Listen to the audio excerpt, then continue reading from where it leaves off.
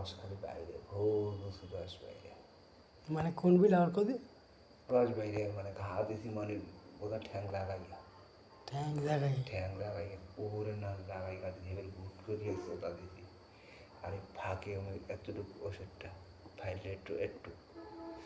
এইটা খাইয়ে পানি খেয়েছি আপেল লইয়ে গেছি সাইডে আপেল গেছি ওরে দিয়েছি দুইটা সাইড দিয়ে খেয়ে গেছি ঠিক আছে গুছো দেখো এটা হ্যাঁ মানে প্রথম দেখো আমি একটু শুনি ভালো মতো আজকে কইছে কষি মাল আছে কত 500 ওই এন্টিক হয় আজকে আইসে ঠিক আছে লাইয়া 300 ওই দিলাম 500 আর ওই গেলাম 365 865 টাকা আর আধা কেজি ফল কিনলাম 150 টাকা করে 1000 টাকা খরচা